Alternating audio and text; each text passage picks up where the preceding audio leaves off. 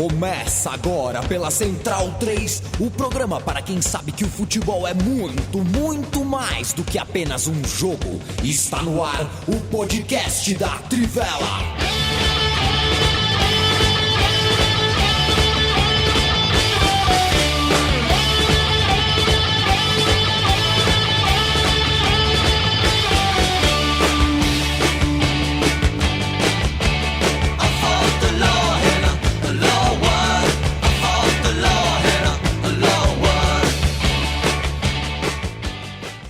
Este é o podcast da Trivela. Boa noite, bom dia, boa tarde para quem ouve o podcast e boa noite para quem está ao vivo com a gente na live que eu apresento. Eu me chamo Leandro Amin, tocando a bola para todo bom instante, Felipe Lobo, Matias Pinto e Leandro Stein. Esse é um podcast em parceria com a redação da Trivela e o estúdio da Central 3.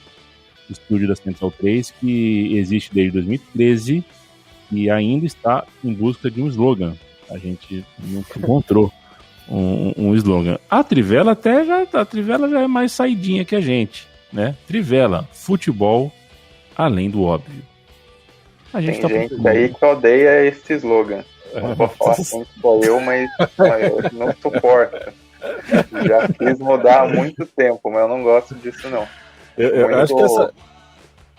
Eu acho que essa foi a apresentação mais sóbria do Yamin.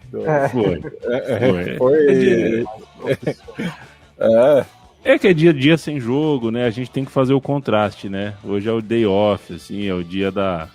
Na sua escola tinha, Mati, isso de um dia da semana, não precisar ir de branco na escola, não precisar usar uniforme? A minha escola não tinha uniforme, felizmente. Eu estudei no colégio Pan-Americano, a 6ª e a 7ª série, a camisa era amarela e a calça era cinza. E a gente andava pelo bairro, assim que a gente saía da escola, a gente tirava a camisa, porque era aquele amarelo ovo, sabe? E a gente tinha vergonha do uniforme amarelo e cinza. Acho que é por isso que os uniformes de escola são branco com azul, né? Uma coisa mais... Criançada não... Eu quando saí do ginásio, disseram que um ou 2 anos depois tinham proibido andar de chinelo na escola. E eu adorava ir de chinelo. Tá tão certo, né, Mati? Vamos lá. Sei lá. Eu não quero dizer que o podcast da Trivela aqui resista aos 5 membros que estão falando nesse momento se levantarem. A gente pode estar de samba canção, de cueca, a gente pode estar com uma calça bem... Mas aí é o tempo da pandemia, é o tempo do home office, é um tempo da humanidade diferente. Agora, escola e de chinelo na escola é sacanagem. Fala, Felipe Lobo. Salve a mim, salve Matias, Stein, Bonsa, todos Lobo. Os amigos, digam. Guilherme de Almeida ou Caetano Miele hoje? É que são públicos diferentes, né? O Guilherme de Almeida é só ensino básico, né? Ensino médio é só no Miele. Só vai até o fundamental no Guilherme de Almeida. É que o Guilherme de Almeida é mais perto da minha casa. Apesar que os dois são perto, é que acho que o Guilherme de Almeida é um pouquinho mais perto. Não tem aquela subida do cão, né? Não tem aquela subida, né? O Caetano Miele é uma subida mais braba. Mas eu gostava da quadra do Miele, era legal. Era apertadinha. Caetano Miele tinha 2 quadras, sabe? Um espetáculo. Eu gostava da quadra 1, a quadra maior, onde escalados com Braddock, Bill era eu, né? Eu era Bill na escola. Braddock, Bill, Banana, Johnson e peraí, Sapão. Braddock era por conta do seriado? Ele usava uma jaqueta muito velha de couro. Braddock, Sapão, Bill, Banana e Johnson. Esse era o time campeão, 3º B, campeão no Caetano Miele. Que beleza, hein? Se algum desses tiver. Eu encontrei o Sapão na final da Copa do Brasil de 2015, cara. É foda, né? Eu não vi os moleques desde a terceiro colegial. Aí você encontra no Allianz Parque, numa final de campeonato, e o cara meteu o Chiellini mesmo, sabe? Meteu o Chiellini, me agarrou no pescoço e me levou pra mancha. Meteu o Chiellini é um grande conceito, né? Bom. E já falando com os parceiros, esse cara aqui estudou comigo, começou a contar umas histórias, pelo menos contou umas histórias que parece que eu na cabeça dele eu jogava bem, então fiquei feliz. Não é só na cabeça dele, né? Pelo amor de Deus. Eu já joguei com você, pô. Só que aí o Lobo deu um intervalo, ó, vazei, fui ver o jogo com Degiuli, Fernanda, Renata, Luiz Rat, que estava... Bom, essa galera tá tudo... Obed, tá todo mundo vacinado, né? Um beijo pra todo mundo, o pessoal 84, 85, 83, tá tudo vacinando, né? Vai chegar, a minha vez é segunda-feira. Segunda-feira. Eu acho que eu sou sexta-feira. Segunda-feira. Eu que sou... Eu e o Yamin, que somos os mais velhos desse podcast, somos 84, né, Yamin? Uhum. Aqui em São Paulo, na cidade adiantou, então segunda-feira estará liberado, estarei no postinho para receber nossa vacina, seja lá qual for, porque não tenho restrição alguma, como qualquer pessoa minimamente razoável deve ser. Já diria craque Neto, as duas eu tomo. Se quiser aplicar, aplica as duas. Vacina eu tomo. Só não aplica as duas, porque senão fica faltando. Mas aplica aí. Então tá chegando a hora. E essa galera aí, muitos desses eu convivo no futebol de sábado que a gente joga. Então, Degiuli, Rats, muitos desses caras aí. Saudade de jogar uma bola, né? Não sei quanto aos nossos ouvintes. Mas é uma coisa que nem de pensar nisso. É uma falta absurda, né? Assim, e olha que, pô, eu tô fora de forma, tô acima do peso, mas uma bolinha assim, eu ficava cansado pra caramba, né? Ficava às vezes quebrado. Dia de Trifon, depois da Trifon a gente fica totalmente quebrado no dia seguinte. Mas, putz, que saudade de jogar uma bola. Não, eu não gosto. Espero que até o fim do ano a gente possa todo mundo vacinar. Eu não gosto nem de pensar no tempo sem jogar bola e não faço ideia de como vai ser quando eu voltar. Gabriel Rodrigues, boa noite. Edson Mendonça, o Anderson, acho que eu estudei em escola pública. Matias, eu também. Todo mundo aqui, né? Eu só era bolsista. Só o Bolsa aqui não, o Bolsa estudou em particular. Não, eu era bolsista de uma escola particular. Eu estudei Eu estudei no fundamental em escola pública e no médio eu era bolsista num projeto que tem da Embraer aqui em São José. O meu foi o contrário, eu estudava na escola que minha mãe dava aula até a 8ª série, e no colegial, no colegial que agora é ensino médio, né, eu era escola pública. Eu também. Eu estudei na escola que minha mãe dava aula também. Eu estudei em ambas também. Primeiro particular, depois pública. Silvio Nunes, um abraço. Maurício Casemiro, um abraço. João Henrique Lins, valeu demais. Pura vida, diz o Gustavo Laurenti. Direto da Costa Rica. É brincadeira, meu irmão. Hoje, 7 anos atrás, eu sou o Laranjeira, né? Hoje é aniversário da chegada dos costarriquenses depois da Copa de 2014 ao seu país, né? Um dia glorioso para o futebol da Costa Rica. Aliás, uma mão muito boa que o nosso Fábio Felice fez no Sem Firulas é que, bom, vocês sabem que eu odeio essa história, acho que vocês também, de que a Eurocopa é a Copa sem Brasil e Argentina, e ele mandou uma muito boa, um print do grupo da Copa de 2014 dizendo: Eurocopa é a Copa do Mundo sem Costa Rica e Uruguai, porque foram as duas equipes que se classificaram e eliminaram os dois campeões do mundo, Inglaterra e Itália.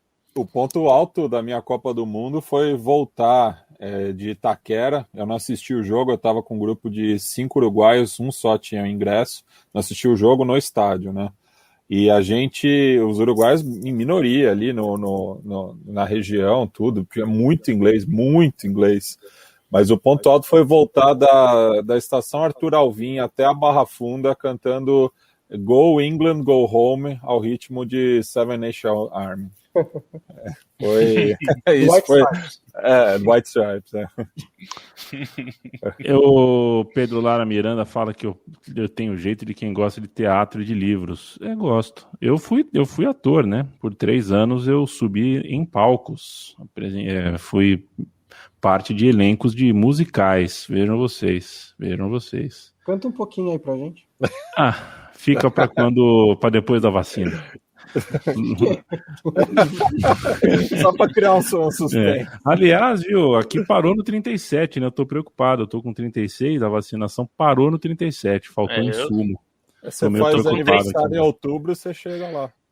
Talvez eu tô nos 37 já, né? Porque eu sou de janeiro, então segunda-feira espero que não falte vacina para tomar lá. E parabéns, hein? Um beijo para tua mãe, viu, Pedro Lara, que vacinou-se. Paulo Pereira, um abraço. Gabriel Machado. A gente vai bater um papo leve. O Matias já ganhou o tom do meu oi hoje, porque hoje é o dia da gente ir na leveza. Ontem eu tava um tom acima, porque eu tava puto pra cacete, aí o Leandro Stein já entrou falando que tava puto pra cacete também, aí o Bonsa já saiu falando que tem que ver as coisas, que o VAR existe de um jeito ou não existe. Hoje a gente vai na boa, não tem jogo.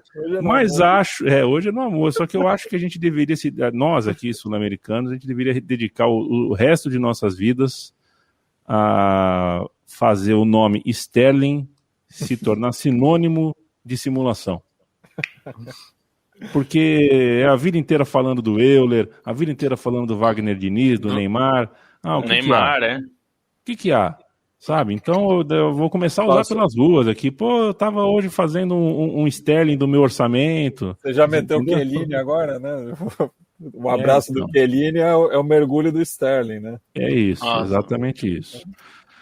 O Bruno Bonsante, veja você, né? Chegou aqui uma hora antes da gente gravar um roteiro, né? Roteiro da Trivela aqui com toda a história uma hora, na verdade, 1 minuto antes da gente gravar. Jornalismo verdade. Eu não tô familiarizado com ele, mas tá aqui, né? E tem toda a capivara aqui da história de Inglaterra e Itália. Eu vou contar 2 histórias que são provavelmente as menos interessantes que você vai ouvir nessa noite, pelo menos. Tá bom. Que você sabe que teve Itália. A gente lembra do gol de falta do Roberto Carlos no torneio da França em 97, né? Aquela falta que faz e aquilo era um quadrangular. Era um quadrangular, correto? E que teve França, Brasil, Itália e Inglaterra. E eu me recordo, coisas que a gente não sei por qual razão a gente não esquece, né? Que no dia que jogaram Itália e Inglaterra, foi o dia que eu fui passear, na verdade eu fui passear com meu tio, ele ia ter um jogo, alguma coisa assim, num campo, numa quadra de futsal, e o treinador, que foi o treinador da minha vida, um chileno, tava lá, o Andrés. E aí fazia tempo que eu não encontrava com ele, o menino ligado, aqueles caras que confia na gente, assim, faz uns 3 anos que eu não via ele. Treinador da escolinha? Isso, da soccer lá, tal. Um Don King do futebol infantil, né?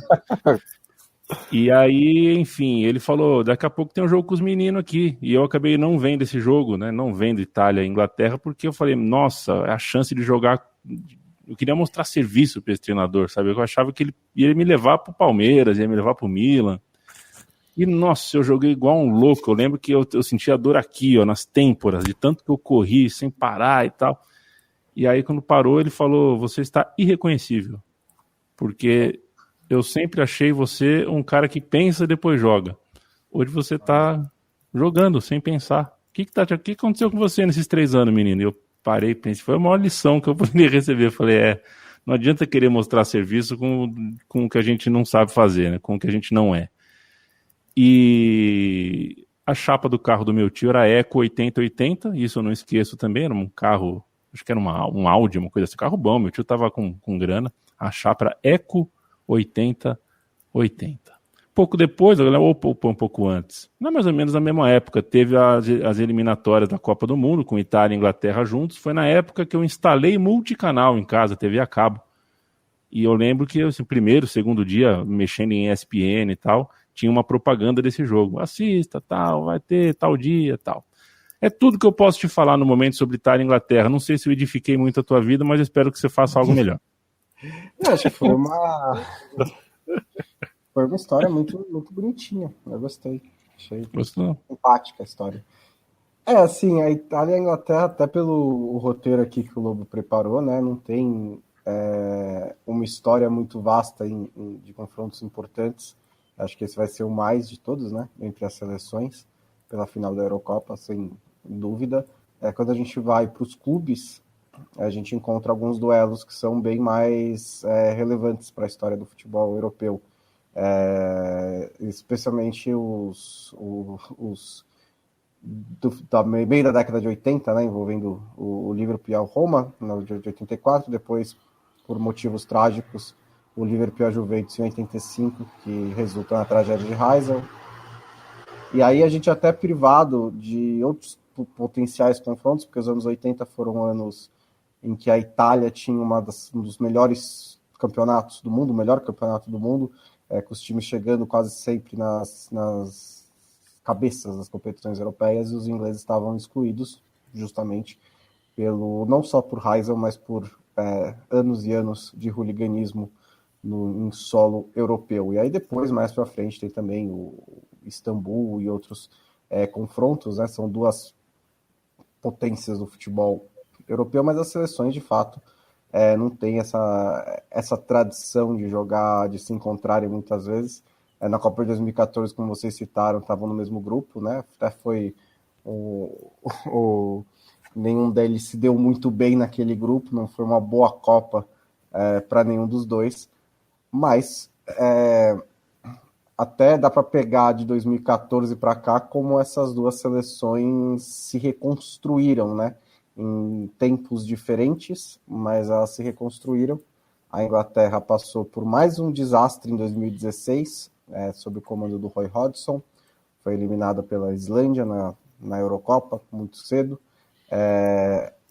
A contratação do Southgate foi por acaso, né? Eles queriam contratar o Big Sam Allardyce, mas ele foi pego num escândalo ali, que até hoje é mal contado esse escândalo, né? Mas, enfim, ele foi demitido, sei lá, umas semanas depois de assumir o cargo, e o Southgate assumiu primeiro interinamente, depois foi efetivado, então também não dá para dizer que foi um super planejamento da Federação Inglesa, embora ela tenha feito um trabalho legal de categorias de base, né? A Inglaterra vem com seleções campeãs das categorias de base ano após ano, em tempos recentes aí, mas o comando técnico foi por acaso, e a Itália em 2018 teve o grande desastre de ter perdido a repescagem para a Suécia, e aí se reconstruiu com o Mancini, né?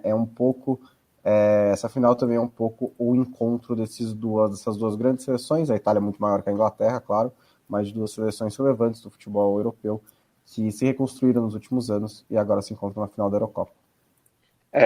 Só para falar dentro desse histórico, acho que o momento mais importante do confronto, ele acaba oculto nessa história de competições oficiais, porque é na década de 30, né, quando a Itália tinha o time bicampeão do mundo e a Inglaterra era orgulhosa o suficiente, para não dizer outras coisas, de não disputar o Mundial. E aí eles fizeram alguns amistosos bem clássicos, tem um jogo muito famoso em 34, depois do título mundial da Itália, que a Itália vai jogar em Highbury, que a Inglaterra ganha por 3-2, então acho que o momento de relevância em si das duas seleções, esse confronto é esse comecinho aí da história, que eles fazem 3 jogos na década de 30, e esse jogo de 34 é o mais famoso de todos, porque tem um contexto político em si, né? Foi um jogo muito violento, chamado até de a Batalha de Highbury, então acho que é o período mais relevante. E aí acho que se tem esse jogo que é marcado até por um contexto político em si, o jogo da Copa de 90, acho que é interessante também pela confraternização que houve, né? Tem até o Bertozzi ou o Thales Machado, agora não me lembro, botou uma imagem no Twitter ontem dos jogadores confraternizando, porque foi uma Copa em que os dois times decidiram o terceiro lugar, mas ficou uma sensação satisfatória, né? Uma Inglaterra que foi eliminada pela Alemanha nos pênaltis, mas fez uma ótima campanha, uma campanha muito relevante que durante muito tempo não fez nas Copas, e a Itália, ainda que eliminada pela Argentina também nos pênaltis, fez uma campanha boa dentro de casa e organizou uma Copa muito marcante, apesar da falta de futebol em si. Então, esse jogo acho que marca mais por essa reunião de dois times que tem uma memória afetiva com a Copa de 90 por questões diferentes, né? O Lobo, só para te municiar, enquanto vocês falavam, eu primeiro procurei aqui, né, o escândalo do Sam Allardyce, né, que foi dito aí. Primeiro, o Bruno Bonsante escreveu em 2015, antes de tudo, né, que ele não virou técnico da seleção da Inglaterra antes desse escândalo, tudo por causa de um PowerPoint, hein? Um PowerPoint que não funcionou. Ele falou, não funcionou o PowerPoint na entrevista de emprego com a seleção inglesa e não rolou. Mas aí, chega aqui. Uma boa história. Aí, olha a manchete, Lobo, você que fez essa manchete. A Inglaterra escolheu Sam Allardyce por uma razão, 2 pontos. A busca por uma identidade. E você começa o texto falando assim, uma frase atribuída a Albert Einstein diz que loucura é continuar fazendo sempre as mesmas coisas e esperar resultados diferentes. Você é um monstro, Felipe Lobo. Obrigado. Eu não lembrava desse texto aí, mas que bom. Não, mas é que é curioso, porque o Sam Allardyce se a gente for pensar em estilo de jogo, ele é tudo que era o futebol inglês mais rudimentar que a gente pode pensar. Estereotipado, exatamente. Então é muito doido mesmo, porque eu não acho que ele é um técnico ruim, inclusive. Não acho que esse seria um grande problema, por exemplo, para a Inglaterra classificar para Copas, Eurocopas e tal. Mas é curioso porque eu tenho dificuldade de imaginar que com Sam Allardyce a Inglaterra jogaria do jeito que joga hoje, né? O estilo de jogo que tem hoje. Talvez ele seja um técnico menos aberto a ideias, né? Se a gente pensar onde está o Sam Allardyce, ele está sem emprego agora, mas ele na temporada passada treinou o West Brom, e o grande feito dele, né, ele é um técnico bastante consagrado, mas das grandes marcas da carreira dele era salvar times do rebaixamento, né? Ele era um treinador que se gabava, ou pelo menos ele era exaltado, porque ele sempre conseguia salvar, mas dessa vez, nesta temporada, curiosamente, ele não conseguiu. O West Brom caiu e ele perdeu dessa vez ele não conseguiu impedir um rebaixamento, e curiosamente o cara que o sucedeu está levando a Inglaterra à sua primeira final desde a Copa de 66, e fazendo algo que provavelmente ele não faria. Eu digo provavelmente porque vai saber, mas eu acho bastante improvável que o estilo de jogo inglês fosse esse que a gente está vendo, que não é um estilo de jogo baseado na velocidade pelos lados do campo, na bola aérea muito forte. Essas duas coisas existam no time, o jogo da Inglaterra não é baseado nelas, então é interessante pensar que a Inglaterra buscava uma identidade com Sam Allardyce. E o que o Bonsa falou, independente disso, a gente pode achar, como o Harry Redknapp, uma época, foi muito cotado para assumir, e é a mesma escola, né, um treinador bem... muita gente brincava que ele era meio Joel Santana. Alguém falou aqui do Sam Allardyce ser meio Joel Santana. Acho que até o Redknapp é mais isso, porque o Redknapp é mais personagem, né? Ele gosta da coisa de um personagem. O Sam Allardyce é um pouco mais sério, assim, né, em personalidade. E os dois... ele é mais um Celso Roth. Ele é um cara já com muitas passagens, mas ele é mais serião, assim, no trato, né? E até por isso foi uma surpresa a coisa do escândalo, que é um escândalo que eu acho muito mal explicado mesmo, ficou muito sutil, assim, e não é, assim, na época pareceu bem grave, ele parecia negociar com empresários, algo que se fala muito no futebol e tal, mas ficou muito, pelo dito, pelo não dito, não ficou exatamente claro o que tinha acontecido, porque foi uma armadilha, né, digamos. Um jornalista se disfarçou de empresário para supostamente oferecer dinheiro ao Sam Allardyce em troca de algum benefício. Pediu dicas para burlar a regra que impede empresários de serem donos de jogador, né, na Inglaterra. Ah, sim, é verdade. Depois virou regra em todo lugar, e ele também ia ser contratado para ser embaixador da empresa, um negócio assim. Mas era uma armadilha para ele. Então, eu acho questionável o jornalista fazer esse papel. Não sei se é o papel do jornalista esse tipo de caso.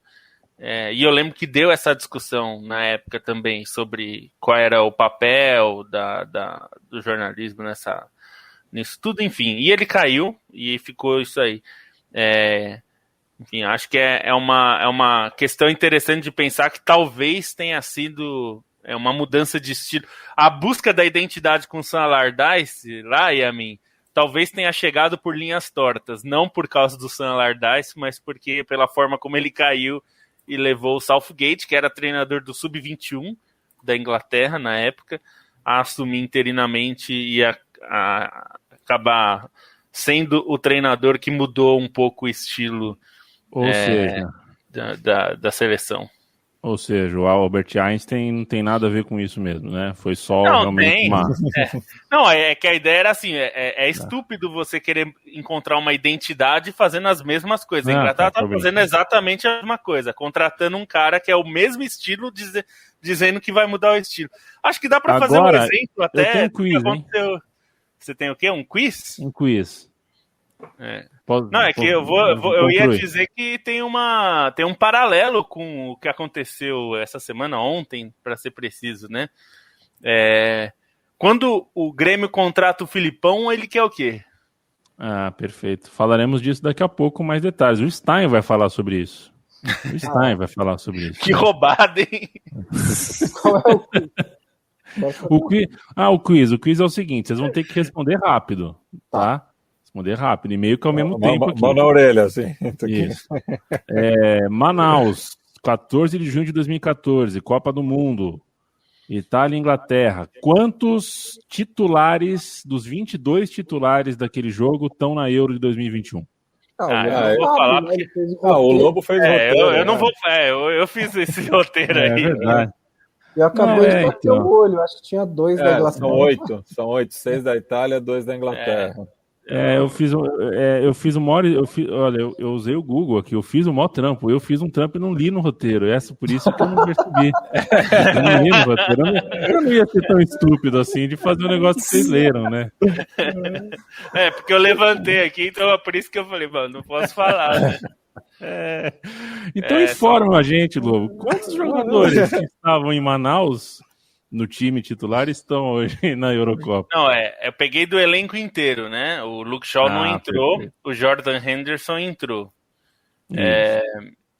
Na Itália são 6 jogadores daquele elenco dos convocados, né? Salvatore Sirico, que hoje é reserva, Giorgio Chiellini, Marco Verratti, Leonardo Bonucci, Ciro Immobile e Lorenzo Insigne. Todos esses estavam no grupo do Cesare Prandelli, que teve aquele momento que para mim é um dos... O melhor momento da Itália na Copa não foi em campo, foi o humorista que criou o hino da Itália com a convocação, né? O melhor momento da Itália, é maravilhoso, que eu decorei aquele hino até hoje, para mim é o hino da Itália, para sempre. E o melhor momento da Inglaterra foi o Cavaleiro Cruzado em Manaus, que disse que estava gostando muito de... Eu não lembro qual que era a cerveja, mas ele estava tomando Itaipava. Ele falou, agora, estou gostando muito dessa cerveja tal, mas o cara estava tomando Itaipava de 600 no gargalo. Ele gostou da long neck brasileira, né? É a manchete. Deixa eu ler a manchete para vocês. Inglês usa a mesma fantasia há 3 dias e já nem sabe mais o que está bebendo. É isso. Tem na Trivela essa matéria. Se você está ouvindo esse programa e quer ler, nosso correspondente na época esteve lá e falou com esse rapaz aí que estava de fantasia de templário. Então. Causando em Manaus. E eu lembro que o Paulo Júnior, ele estava cobrindo a Copa pela ESPN e ele teve uma folga só para assistir um jogo. Ele foi para Inglaterra e Costa Rica, que foi um oxo tão sem graça. Inglaterra já meio eliminada, né? Não, já eliminada. Em Belo Horizonte, né? Belo Horizonte, brabo. A Copa do Mundo tem as suas histórias boas, né? A nossa aqui teve muita história. Eu imagino, infelizmente, por questões até idiomáticas, e não só idiomáticas, né? As letras é muito difícil para chegar, né? Rússia, Brasil aqui. Mas eu tenho certeza que os russos têm tantas histórias quanto a gente tem na cabeça aqui, né? É um país parecido do ponto de vista de tamanho, assim, de dinâmicas, e a gente tem muita história para contar, né? E outras que, enfim, não depende do país grande, né? Não nos esqueçamos que entrevistaram um Felipão fake no aeroporto. Nossa, isso foi maravilhoso. E assim, jornalista consagrado, né? Que queria dar aula, né, de jornalismo para os jornalistas esportivos. E entrevistou o sósia do Felipão. Sósia do Felipão. Mas um dos nossos correspondentes que ficou rodando, que era o Leandro Begossi, ele esteve em Cuiabá para um jogo da Rússia. Eu não lembro contra quem. Mas ele falou que uma das cenas mais incríveis que ele viu na Copa foi que em Cuiabá tinha um russo comendo num bar, e ele ficou curioso ali porque o cara não falava inglês. E ele perguntou, mas como que você conseguiu pedir essa comida, né? Tipo, ficou apontando, mas... Aí ele perguntou o cara não conseguiu responder, eles não conseguiram se comunicar, e ele perguntou pro garçom. Aí o garçom falou, ele queria comer, eu trouxe comida e é isso. É assim, o cara não sabia falar português, não sabia falar inglês, foi lá no bar e comeu e saiu feliz. Pronto, tá isso. É isso. É isso. E os ingleses que se encantaram aqui, né, Bonsa, com o commercial, um prato típico brasileiro. Eu lembro uma vez quando eu tava morando na Inglaterra, que a gente tava numa balada, né, e meu amigo tava no maior papo com uma japonesa. Aí depois que ele terminou, eu falei, pô, legal, ela fala inglês, né? Aí ele, não. Eu falei, você fala japonês? Aí ele, não. Eu falei, mas eu vi vocês falando, vi vocês conversando, parecia que vocês estavam se entendendo. Aí ele, a linguagem do amor, né? Que bom. Ô, louco. Ô, louco. Sedutor, hein? Sedutor. Tem um amigo meu e do Yamin também, que morou um tempo na Inglaterra, não sabia falar inglês, e daí um outro amigo flagrou ele conversando com um polonês, mas o polonês também não falava português nem inglês, então os dois ali só na milonga, né? Você vai se entendendo, né? Eu passei 11 dias na Inglaterra só me virando também, meu inglês é péssimo, não é como o inglês do Bonsa, que chega na balada, pede uma Guinness, encosta na muretinha assim, fica só observando e dá 15 minutos ele já tá desenrolando em inglês, né? Eu não consigo. Tá lá na sinuca. Quando o nosso time aqui, né, Matias, o Autônomos, recebeu o time da Inglaterra, que é Antifa tal, no time irmão lá da Inglaterra, o cara tava perguntando para mim, ele queria saber onde era o aeroporto. E eu fui na cozinha e trouxe uma maçã para ele, porque ele falou, ele falava Apple. Eu não entendi. Eu falei, não, Apple. Eu falei, o cara, ele quer uma maçã, não sei. Eu juro, entreguei uma maçã e foi mais difícil ainda dele. Ele queria saber se o aeroporto era longe. Aí o Mandioca, um beijo, o Mandioca me ajudou. E daí, enfim, se a gente começar... O Stein, é o seguinte. Hoje é aniversário do 7-1. A gente não tem como não tropeçar em alguma coisa do 7-1, porque a Ana Maria Braga faz lembrança, a Fátima Bernardes faz lembrança, a Maju Coutinho faz lembrança, todo mundo faz lembrança, daqui a pouco o William Bonner já deve estar na TV agora, fez lembrança, todo mundo faz lembrança, tá no Twitter, tá no Face, todo mundo faz a gente lembrar disso. Agora, a gente não podia esperar que exatos 7 anos depois do 7-1, a gente já tá falando de Felipão no Grêmio, né? Pela segunda vez, tá? Porque logo depois da Copa ele voltou, né? Foi logo depois. Eu estive em Porto Alegre em agosto de 2014 e o Filipão era o técnico do Grêmio. Eu fui num jogo na Arena e o Filipão era o técnico. Não teve um mês. Fala mal do Felipão pra nós aí, Stein. É até difícil falar, porque tudo que poderia ser já discutido sobre o Felipão numa volta ao Grêmio ou já foi, né? A gente até discutiu se a gente ia fazer um texto para Trivela e, assim, é difícil pensar em alguma história que a gente não abordou em outro momento, porque tem muito cara de ser o dia da marmota, né? Volta e o mesmo sebastianismo, a mesma aposta, até o anúncio foi curioso, né? Ontem à noite, quando anunciou, estava conversando com o Bonsa, Uma é que a foto escolhida pelo Grêmio nessa divulgação parecia que o Felipão já estava com uma cara de desconfiança assim, na imagem. E outra é que o Grêmio pegou e enfatizou o currículo do Felipão como se nenhum gremista soubesse o que o Felipão conquistou no Grêmio, né? Acho que fica muito uma aposta de desespero num cara que fez tanto no clube, mas num cara que não vem dando indícios na carreira de que pode fazer esse resgate, mesmo se a gente for pegar o trabalho dele no Cruzeiro, tudo bem, e evitou o pior, e a questão não era só o Felipão no Cruzeiro diante da bagunça, mas também não que tenha sido nada de muito extraordinário, né? Então, fica essa sensação de que o Grêmio não sabia para onde correr, até pensando um pouco o estilo de jogo dos dois últimos treinadores, né? Assim, não dá para... Thiago Nunes e Renato ainda dá para você tentar fazer algum paralelo ali. Agora, os dois com o Felipão é muito difícil, e acho que é uma aposta em alguém para ser o xerife do vestiário, alguém para acertar a defesa para o time tentar evitar essa sangria toda no campeonato, mas é difícil de acreditar numa aposta dessas sem pensar no sentimentalismo que ela traz, né? Porque é só o sentimentalismo do gremista com o Felipão que sustenta esse tipo de aposta no treinador, né? Porque é bem difícil acreditar que o Felipão, a essa altura do campeonato, vá conseguir resgatar toda a história que ele tem.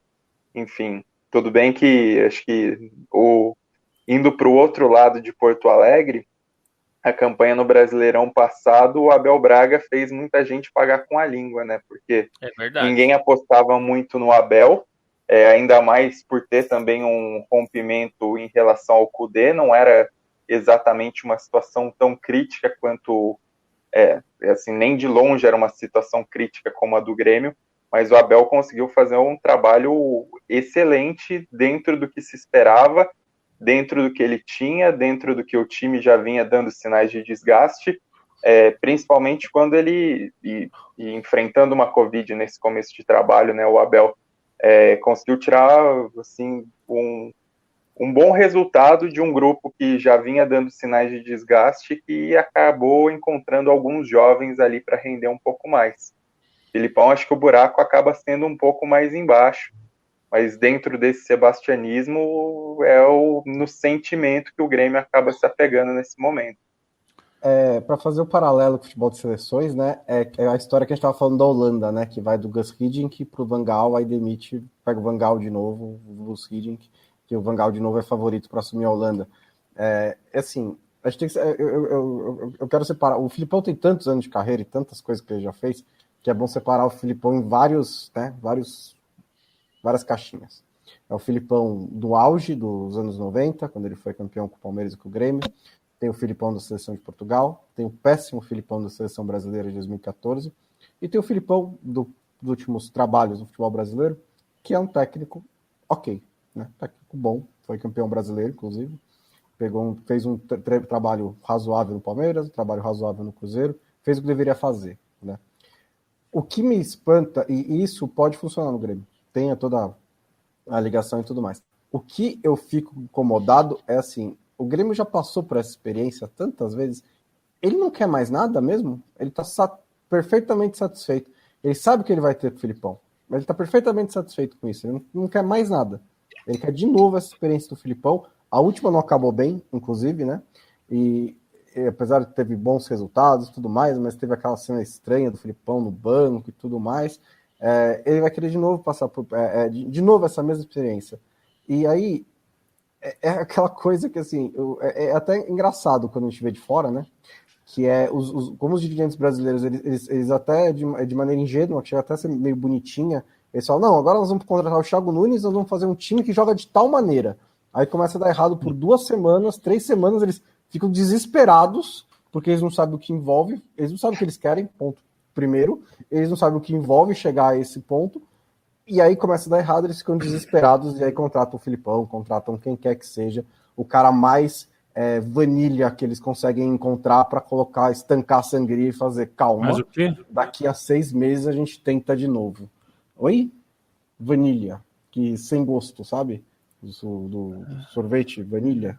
Tá eu gosto, eu sou muito fã de vanilha, de sorvete de vanilha, mas é o sorvete que tem... O famoso baunilha, né? Baunilha. Isso, tem um baunilha, filme chamado Vanilla Sky. Tá falando vanilha, né? Baunilha, o Lobo tem. Que é um remake, viu, Yamin? Isso. É um remake? É um remake. Tá bom. Vai lá. A Penélope Cruz, ela faz papéis invertidos, inclusive. O que é muito doido para quem assistiu o filme. Mas na versão original da Espanha, ela faz o outro papel. Mas sim, quem assistiu o filme vai entender que não era. É isso. Não, acho que ia dizer que assim, eu vi, se não me engano, o Pedro Ernesto na Zero Hora escreveu hoje que pior do que está não fica, basicamente. Não dá para piorar com o Filipão, porque o Grêmio é o último colocado e não tem jogado nada. Então, assim, pegando um pouco dessa visão gaúcha, me dá a sensação de que o Grêmio está no desespero completo e busca... um pouco uma busca maluca mesmo e desesperada por qualquer coisa que minimamente sirva para se ancorar em algum lugar que não seja um desastre. Lembrando do que aconteceu com o Cruzeiro, que o Filipão assumiu ano passado. O Cruzeiro estava... Aliás, está de novo, né? Mas estava ano passado com medo de cair para a Série C. Estava com medo de cair para a Série C. E não parecia algo fora de propósito ter esse medo. Porque o Cruzeiro começou o campeonato da Série B ano passado muito mal. Esse ano também. Mas ano passado estava com uma sensação de que podia mesmo cair. E o Filipão chegou. Como o Bonsa bem falou, não fez um trabalho brilhante. Nem um trabalho bom, fez um trabalho ok, recuperou ali o time, fez mais ou menos o básico e o time não caiu para a Série C. Não subiu para a Série B, para a Série A também, aliás, não brigou direito pelo acesso, na verdade. Não, mas teve uma empolgação, mas não teve espaço na briga. Chegou a ter ganhar todos os jogos e esse aqui perder, dá para tentar, mas não chegou a brigar. Chegou a ter um início mais ou menos, né, empolgante, mas ficou ali no meio da tabela no fim, o que... Porque teve o lance da punição também, né? Teve o lance da punição. Com 6 pontos a menos. Mas mesmo se tirasse os 6 pontos, não ficaria no G4 ainda, né? Ficou mais longe do que 6 pontos. Em algum momento do campeonato até poderia ter chegado, mas nunca esteve, né? Entre os 4 classificados. Então, eu tenho a sensação que é essa, né, Bonsa? Que é assim, se hoje, se desse pro gremista, ou dirigente gremista assinar, se o Filipão garantir que a gente não cai, tá bom. Eu tenho a impressão que é isso. E é provável que ele garanta, porque o Filipão ainda tem meios de somar pontos no futebol brasileiro. Acho que o essencial para entender por que o Filipão continua ganhando trabalhos no futebol brasileiro é a pobreza, né, do tática do futebol brasileiro. Ela está melhorando, eu acredito, na minha visão. A gente está nos últimos anos trazendo mais ideias, treinadores de fora, treinadores mesmo brasileiros estão se desenvolvendo, fazendo bons trabalhos e tudo mais, mas no geral ainda é um campeonato em que dos 20 times, a maioria joga, mas não sabe exatamente como o seu time joga.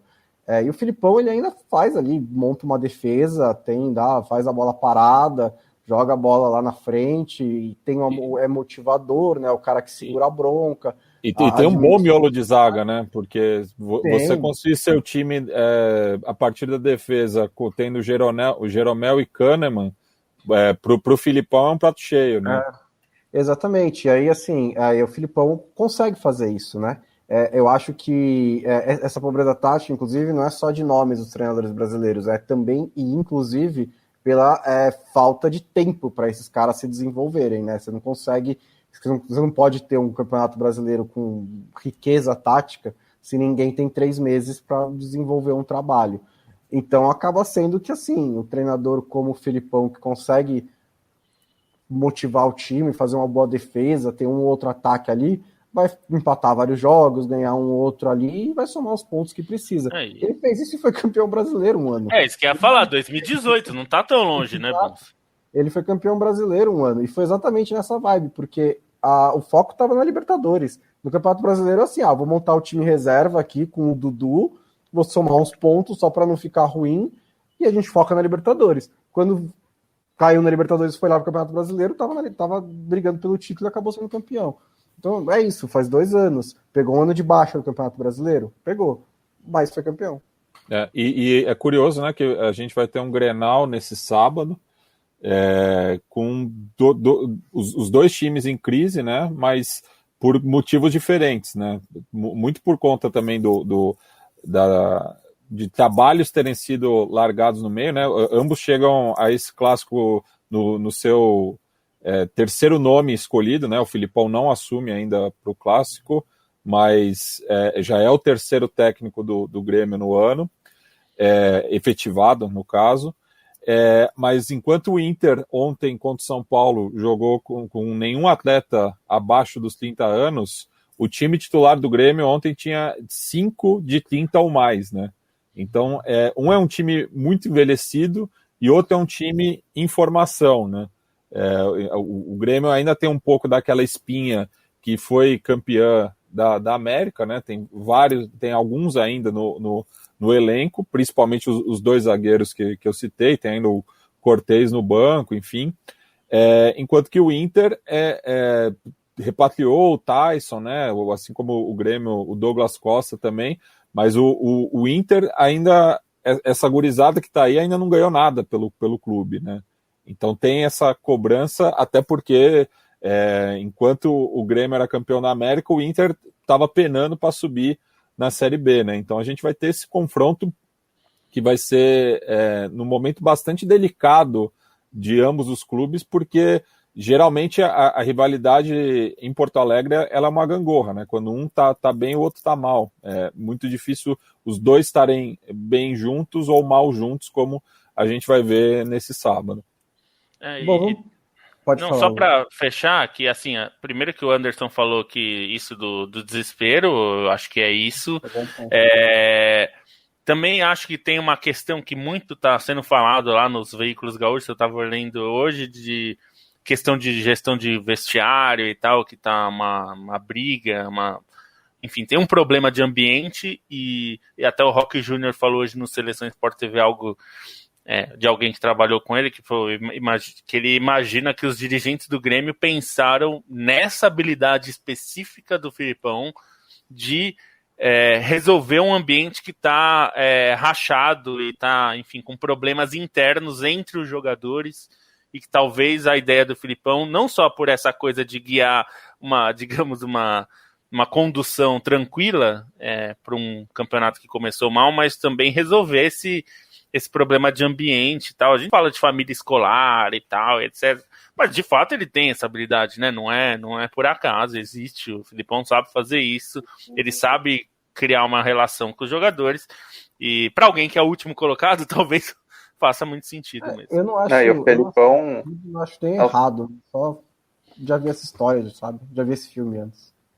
O Felipão acho que tem aquela coisa de escudo também, né? Um cara que ele chama para si essa responsabilidade das críticas, ele consegue proteger bem o elenco das críticas públicas, assim, então acho que é também uma vantagem de tê-lo, né? Ele sabe administrar muito bem esse clima pesado ao redor, conseguindo gerir mesmo nas entrevistas em si. Foi algo que até ele conseguiu fazer no começo no Cruzeiro, até que o negócio começasse a afetar ele também, ele incomodado deixasse claro isso, mas ele é bom nesse papel de escudo também, e um time que ainda não ganhou no Brasileiro, obviamente, vai precisar disso. Luiz Felipe Scolari, então, foi assunto aqui no podcast da Trivela, no seu pior aniversário, sua pior efeméride na carreira, né? O 7-1 e o que veio depois do 7-1. O que veio antes a gente fala pouco, mas o que veio depois, eu estou me referindo a ele falar que no segundo tempo o time criou 7 chances, 5 chances, dava para ficar 5-5. Estou falando da carta da Dona Lúcia, que para mim é tão grave quanto perder um jogo como o Brasil perdeu. Mas desde antes, quer dizer, a gente estreou, só fazer rapidinho aqui, né, Lobo? Você estava em Fortaleza, você viu. A gente estreou em São Paulo com um Sterling do Fred, né? Ganhamos graças a um Sterling do Fred. Depois, contra o México, a gente passou a vergonha de ser visitante numa Copa do Mundo em casa. Acho que isso nunca aconteceu com nenhuma outra seleção. Acho que nunca aconteceu mesmo. Foi visitante, e não foi por pouco não, viu? Porque na cidade era totalmente mexicano, totalmente, mas no estádio a divisão era mais, assim, eles eram um pouco menos da metade do estádio, menos da metade, eu diria que uns 40% do estádio era do México. Mas é que o barulho, eu acho que se a gente for ao estádio Azteca, provavelmente, se eu for um dia, eu até falo sobre isso. Eu espero que que seja possível.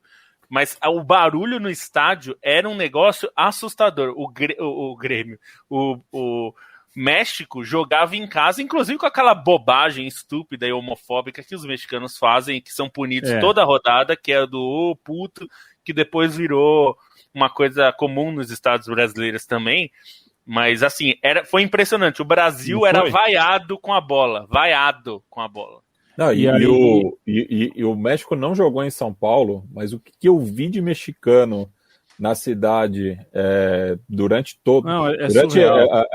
Até as quartas de final, mais ou menos, o México foi eliminado nas oitavas, mas ainda ficou um rescaldo. Era impressionante, assim, você via. Mate. Inclusive, 2 amigos chilenos tinham que vender o ingresso para o jogo das oitavas, e eles anunciaram num grupo no Facebook. Tinha uns 20 mexicanos atrás desses 2 ingressos. Para você ter uma ideia, Mate, eu estava na Argentina em 2011, na Copa América, que o México foi com o time B, como costumava, um time reserva. O Sub-23, né? Que realmente assim. eles preparavam para a Olimpíada, no qual eles foram campeões, inclusive. Exato, era um time totalmente alternativo. Eu fui ver Uruguai e México em La Plata, tinha 10 vezes mais mexicano em La Plata do que tinha de brasileiro em Córdoba para ver Brasil e Paraguai. Então é outra pegada. E aí passa por Camarões, não aconteceu nada, mas o que a gente sofre, o que a gente passa com o Chile nas oitavas de final, depois a maneira como a gente tratou a lesão do Neymar, como se tivessem, assassinado o rei. Parece que tinham matado o rei em praça pública. Não, cara, foi o Neymar, se machucou, gente, sabe? Enfim, a Copa do Mundo foi um monte de coisa. O 7-1 é o principal, evidente, mas a Copa do Mundo foi infame para o Brasil por vários ângulos. A gente tem 10 minutinhos e já que...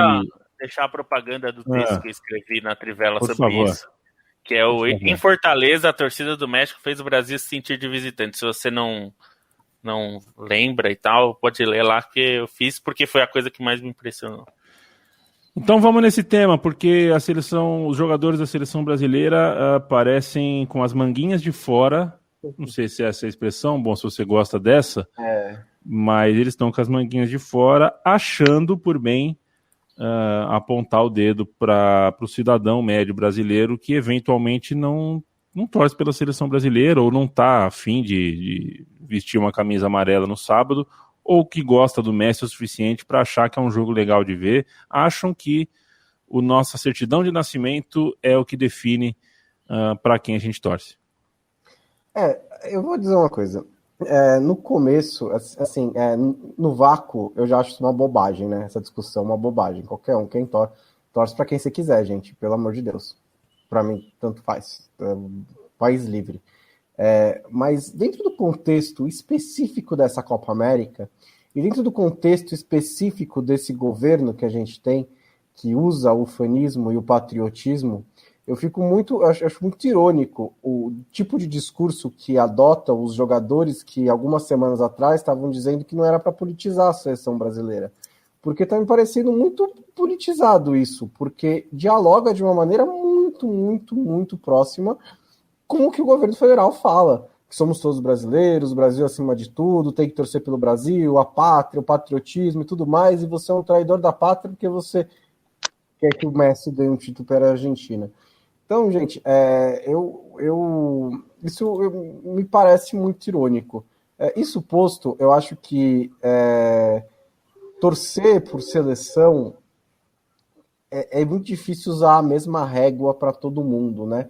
A gente até falou aqui, para Costa Rica, torcer para a seleção é uma coisa, para outros países, por exemplo, para usar outro exemplo muito em voga, para a Inglaterra, tem muito inglês que não torce também, principalmente ingleses do norte, por exemplo, que se veem um pouco, né, olhados para baixo pelo sul e por Londres, principalmente. De Yorkshire, que tem toda uma questão separatista, né? Na Itália, por exemplo, na Copa de 90, torceram pelo Maradona no sul da Itália, em vez de torcer pela seleção italiana. Então, assim, muito... E mesmo no próprio Brasil, na história da seleção brasileira, já houve um momento em que a seleção brasileira era um símbolo de orgulho nacional, era um símbolo de nós somos capazes de sermos competentes, né? O tal do fim do complexo de vira-lata. Isso foi muito importante nos anos 50 e foi muito importante por alguns anos depois. Depois ela virou instrumento da ditadura militar e depois, sei lá, já era anos 90, você já tinha internet, você torce para quem você quiser, mas não é mérito nenhum você torcer para a seleção brasileira. Não quer dizer que você é mais ou menos... O próprio conceito de patriotismo já é outra coisa, é uma discussão de 2 horas. Mas, assim, não é mérito você dizer que se você você torce para a seleção brasileira, então você é patriota, você gosta mais do Brasil do que outras pessoas, você torce menos, quer dizer que você quer que, sei lá, o SUS exploda, porque você não gosta do Brasil. Não tem nenhuma relação entre uma coisa ou outra, né? E aí é só, simplesmente, é uma geração de jogadores que simplesmente tem acesso ao Instagram e não aceitam críticas, entendeu? Não, estão desconectados da realidade total, né? E assim, eles mesmos criaram uma pressão para eles, por conta do dito não dito. Eu acho que o maior sentimento atualmente em relação à seleção brasileira não é de torcer contra, é de indiferença, porque os jogos da seleção brasileira estavam perdendo para reprise de novela. Claro, tem toda uma discussão sobre isso, mas não é só da Globo, estava perdendo para Record também. Enfim, e assim, e só para pegar, por exemplo, o criador da camisa da seleção Canarinho, o escritor e desenhista Aldir Garcia Chile, ele torce para a seleção do Uruguai, ele sempre declarou isso, né? Porque ele é de Jaguarão, ali na fronteira, então ele sempre teve simpatia pelo Uruguai e varia, né? Vai de cada um. Meu pai nasceu na fronteira também, e meu pai gostava de ser do contra. Então, quando ele morava perto da fronteira com o Uruguai, ele torcia para o Brasil. Quando ele subiu aqui para São Paulo, ele passou a torcer para o Uruguai, porque ele gosta da provocação, dessa coisa. E eu mesmo, eu já falei, já escrevi sobre isso. Eu passei a torcer para o Uruguai em 95, com 9 anos, por conta daquela Copa América, com gol do Bengochea. E eu não me sinto menos brasileiro por conta disso. É uma questão de afinidade, é uma questão de identidade com outro tipo de futebol. Enfim, é uma babaquice você ficar querendo cobrar torcida por conta de uma seleção que é uma coisa cada vez mais abstrata, ainda mais da forma como a gente está se relacionando no Brasil. Futebol é um jogo, né?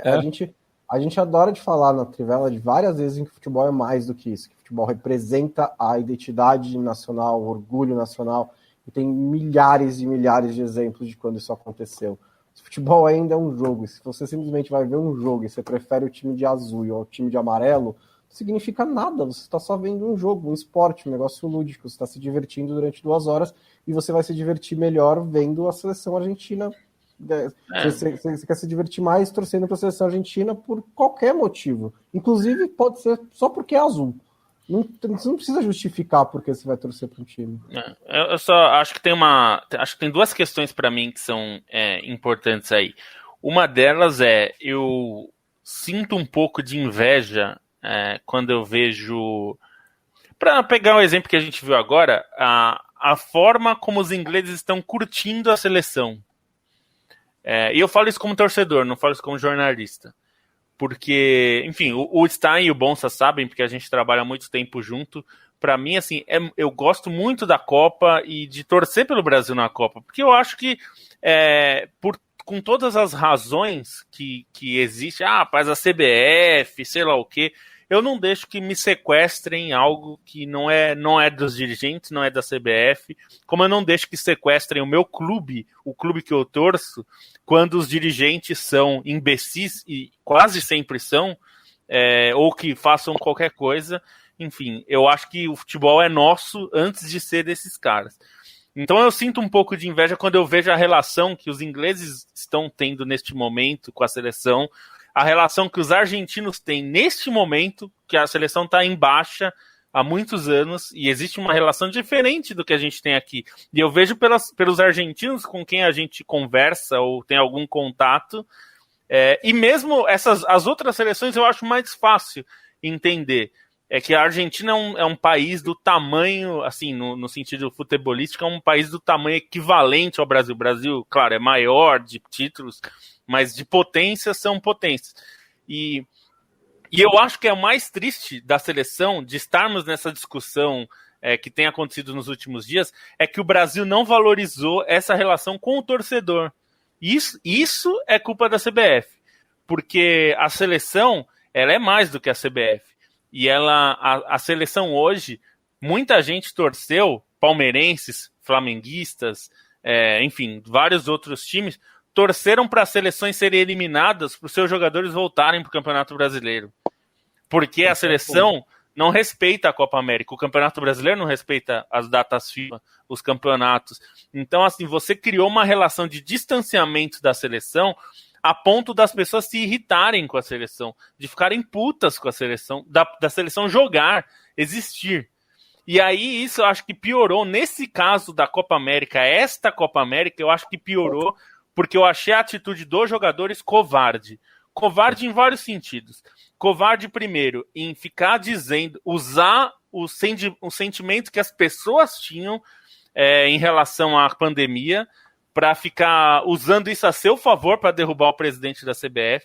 Eles têm todo o direito de querer derrubar o presidente da CBF, não é essa a questão. Como todo atleta tem de querer derrubar o presidente, se for por meios de protesto, como eles quiseram. Mas no momento que eles conseguiram o que eles queriam, eles não tiveram a hombridade de chegar a público e dizer: a gente não jogaria a Copa América com esse presidente. E a gente vai jogar porque esse presidente não estará mais. Está suspenso, ele não saiu. O Bonsa sempre lembra e é importante lembrar. Então eu acho triste porque os próprios jogadores fazem isso. E o Marquinhos foi covarde de dizer que a gente nunca disse que não queria jogar a Copa América. E ele faz a gente como se a gente fosse idiota, imbecil, burro, que não entendeu o que o Casemiro quis dizer. A gente sabe, o Eric Faria foi perfeito na pergunta que ele fez, porque ele disse: eu não sei o que você quer, e o Casemiro quis dizer: vocês sabem, todo mundo sabe. Então, assim, eles quiseram fazer a gente de idiota, e a gente não é idiota, por mais que eles possam achar isso. Então, esse discurso patriótico dá no saco no momento que o Brasil tem todos os motivos para não ser patriótico porra nenhuma. O Brasil é um país que passa vergonha em todas as frentes. E patriotismo é um refúgio de canalhas. Então, assim, não se pode cair nessa história, bobagem. Ninguém é mais brasileiro do que você porque torce pro Brasil, ou porque veste a camisa, ou porque usa bandeira em manifestação. Isso não significa absolutamente nada. Isso é bem importante de dizer. E só para complementar algo que o Lobo falou, acho que esse distanciamento vai além da postura da CBF em relação aos clubes, mas em relação à própria seleção, né? O distanciamento é de uma seleção que, quando faz amistosos, não joga no Brasil. Desde 2006. Não manda partidas no Brasil. Vai jogar no Catar, vai jogar na Europa.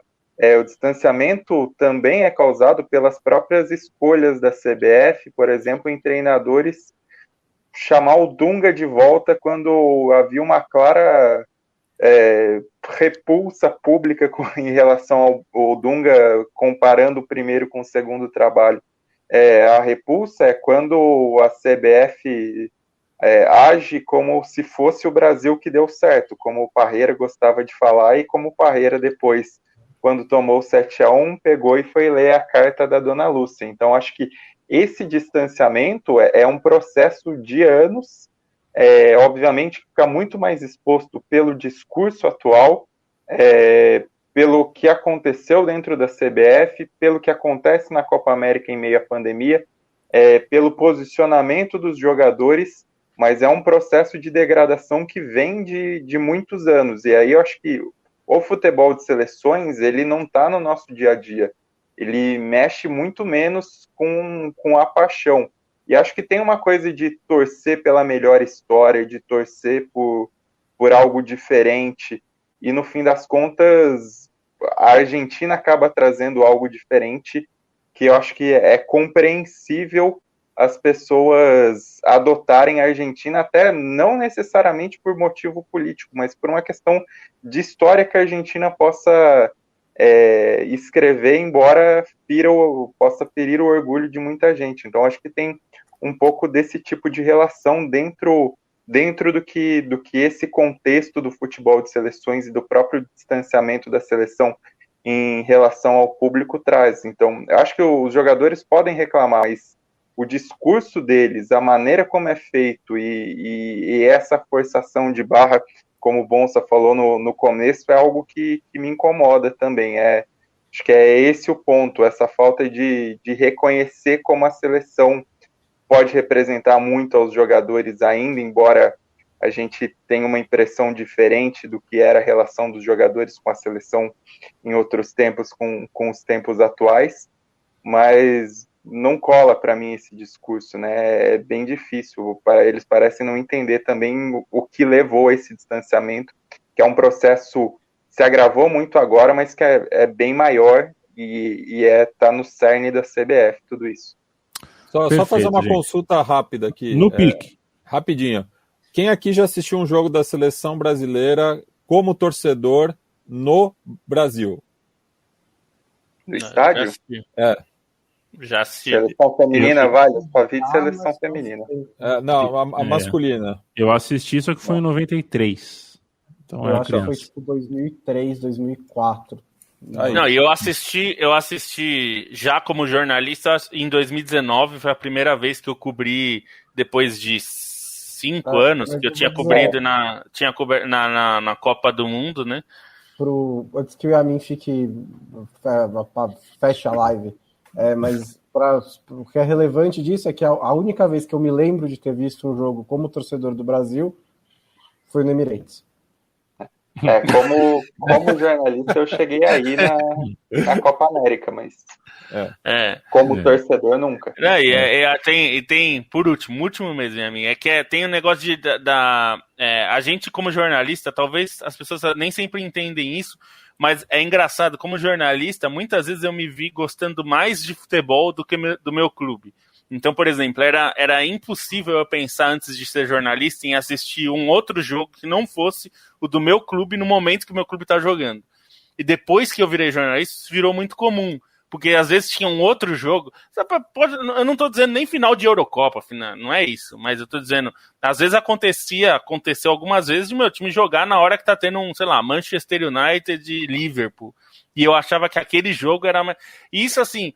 Então, nesse aspecto, eu entendo as pessoas torcerem pela história do Messi ganhar um título, porque virou uma história. Será que ele vai ganhar um título para a Argentina? Então, assim, o desprendimento com a seleção é tão grande que a pessoa, não é o clube dela, ela está torcendo por uma história que ela gosta, que vai no que o Stein falou também, de torcer por uma história. Não é nem torcer pela Argentina, acho que a maioria das pessoas nem vai torcer pela Argentina.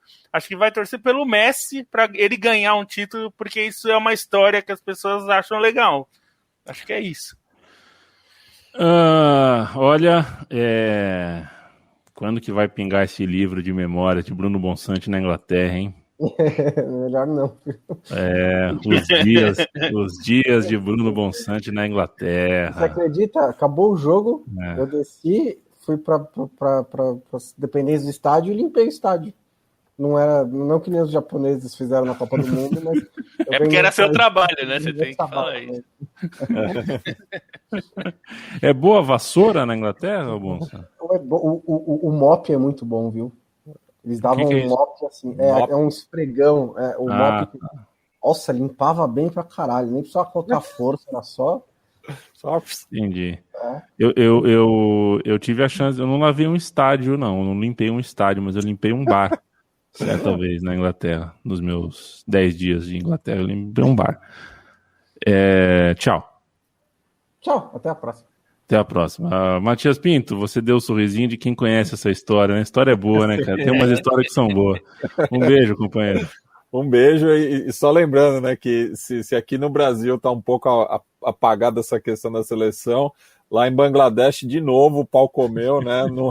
Torcedores de Brasil e Argentina deixaram 4 feridas. Eu acho sensacional também.